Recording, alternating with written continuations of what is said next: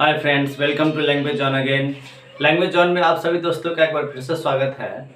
देखिए, ये जो सरकार बहाली निकाली है बिहार पब्लिक सर्विस कमीशन से, इसमें बहुत सारी खामियां हैं और सबसे बड़ी जो समस्या है वो हमारे नियोजित शिक्षक भाइयों के लिए है।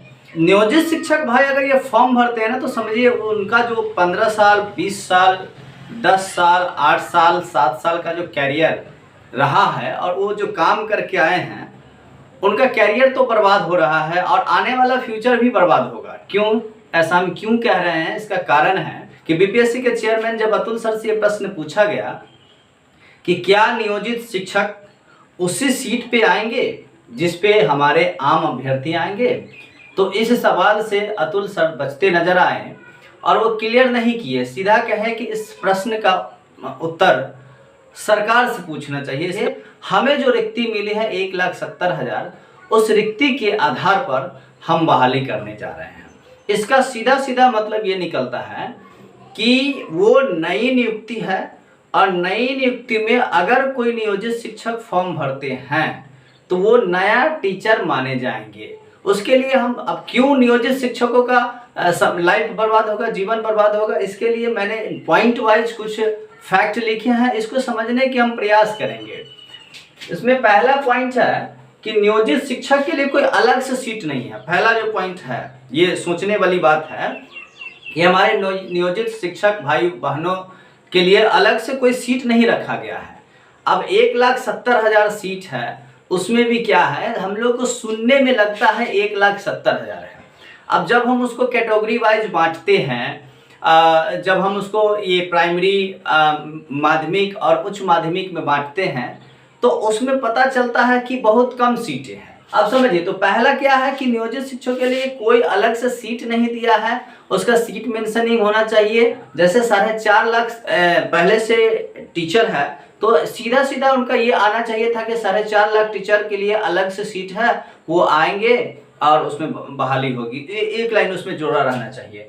दूसरा है कि हमारे नियोजित भाइयों के लिए सबसे दुखद बात यह है कि उसे न तो वेतन संरक्षण का लाभ मिलने जा रहा है और न ही सेवा निरंतरता का लाभ। वेतन संरक्षण मीन्स होता है कि जिस पे स्ट्रक्चर में और जिस लेवल में हम लोग है, जिस पे मैट्रिक्स और लेवल में है, वो पे मैट्रिक्स और वो लेवल बरकरार रहना चाहिए। जैसे मान लीजिए कि कोई कुछ नियोजित भाइयों को जो 1 to 5 में पुराने शिक्षक हैं, उनको अभी 15वां या 16वां लेवल मिल रहा है, तो 16 लेवल के अकॉर्डिंगली यहाँ अभी जो नई वेतन फिक्स की गई है उसमें आ जाते, तो माने जाते कि चलो भाई, उसके लिए जो अच्छा होगा कि एग्जाम पास करेगा और एक अच्छा खासा सैलरी के साथ साथ राज्यकर्मी का दर्जा मिलेगा। लेकिन ऐसा कुछ नहीं है। वेतन संरक्षण का लाभ नहीं दिया गया है और न ही सेवा निरंतरता का। जो आप सेवा करके आए हैं 15 साल, 20 साल, 7 साल, 10 साल, वो सेवा का कोई मोल, कोई वैल्यू नहीं रह जाएगा। अच्छा, नई बहाली मानी जाएंगी। एक बात और समझ लीजिए, क्या है कि नई बहाली मानी जाएगी, यानी हम लोग जब बहाल होंगे, पहले से जो पूर्व नियोजित शिक्षक है वो बहाल होंगे, तो उनको पुरानी नहीं मानी जाएगी, उनको लिए नया माना जाएगा कि ये नई बहाली हो रही है। और आज के डेट से, सपोज डेट आज के डेट में आपकी ज्वाइनिंग होती है, तो आज से आपका सेवा काउंट होगा, आज से आपका सर्विस काउंट होगा। ये बहुत बड़ा ये पॉइंट है जो नियोजित शिक्षकों के लिए चिंता का विषय है। आगे आप समझते हैं कि मेरिट लिस्ट जो बनाया जाएगा, वो मेरिट लिस्ट कोई ऐसा भी नहीं है कि नियोजित के लिए, चूंकि सीट ही नहीं तो नियोजित के लिए अलग से मेरिट लिस्ट कहाँ बनेगा। तो मेरिट लिस्ट नियोजित के लिए भी और जो आम अभ्यर्थी है उसके लिए भी, सब के लिए एक ही मेरिट लिस्ट होगा। यही चिंता का सबसे बड़ा विषय बनता है।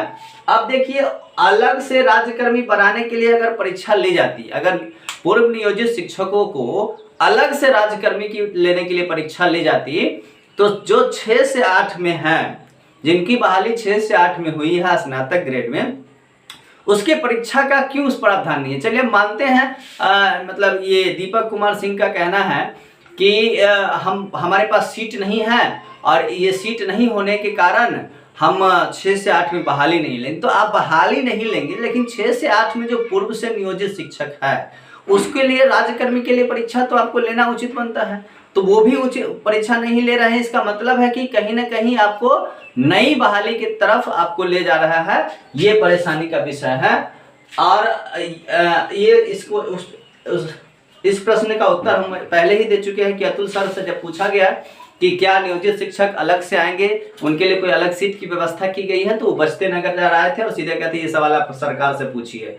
और सबसे बड़ी बात कि जो जूनियर लोग हैं उस जूनियर के साथ हम लोगों की अगर बहाली होती है, पूर्व नियोजित शिक्षकों की बहाली होती है, तो वो भी जूनियर हो जाती हैं। आप समझिए कि इस परिस्थिति में कौन अपना 15 साल का करियर बर्बाद करना चाहेगा और 5 साल 7 साल 10 साल के लिए वो राज्यकर्मी बनेगा, वो भी शुरू से। अब इसमें सबसे बड़ी बात है कि वेतन विसंगति बन जाती है। वेतन जो पूर्व से मिल रहा है ना, उसकी विसंगति बन जाती है। कैसे? तो समझिए, अब किसी कोई हमारे ऐसे शिक्षक है 2006 में अगर ज्वाइन है किए हुए थे या 2003 में ज्वाइन किए हुए थे, वैसे शिक्षकों की सैलरी अभी 30,000 के आसपास में मिल रहा है, जबकि प्राइमरी शिक्षकों के लिए सैलरी फिक्स कितना किया है, बेसिक सैलरी 25,000। अब मान लीजिए 5,000 बेसिक सैलरी में लॉस होने का मतलब हुआ कम से कम 8 से 9,000 रुपया महीना लॉस। तो 8 से 9,000 रुपया घाटा करके कौन शिक्षक बनना चाहेगा, कौन राज्यकर्मी बनना चाहेगा? तो बड़ी विडंबना है, ये कैसी राज्यकर्मी का दर्जा दे रहे हैं कि पहले से जो जितना पेमेंट पा रहे हैं उससे भी कम पेमेंट हो जा रहा है। तो ये सब उलझने हैं, ये इस उलझनों को सुलझाने की जरूरत है। मीडिया वाले भी अगर प्रश्न पूछते हैं तो ये सब प्रश्न नहीं पूछते क्योंकि उनको आइडिया ही नहीं होता है कि हमें मतलब मूल रूप से ये कानूनी, ये टेक्निकल बातें हैं, इनकी आइडिया उन लोगों की, मीडिया वालों को नहीं होती है। नहीं तो उन लोगों को ये सवाल पूछना चाहिए कि क्या पूर्व नियोजित शिक्षकों के सेवानिवृत्तता का लाभ मिल रहा है, क्या उनकी सैलरी जो पहले से मिल रही है उसी स्लेब, उसी पे स्ट्रक्चर, उसी लेवल में रखा जाएगा, ये सब प्रश्न पूछना चाहिए। तो भाइयों, आप फॉर्म भरने से पहले सोच ले आप कि आप फॉर्म भर रहे हैं तो आपको ये सुविधाएं मिलेगी या नहीं मिलेगी। अगर नहीं मिलेगी तो हम लोगों का एक दायित्व बनता है कि सरकार से डिमांड करें, सरकार से मांग करें कि पहले हमें इन चीज़ों को दिया जाए, और जब मांग पूरा कर दिया जाता है तभी हम फॉर्म भरें। अन्यथा की स्थिति में जो पूर्व से नियोजित शिक्षक हैं उनके लिए फॉर्म भरना बहुत ही दुर्भाग्य होगा।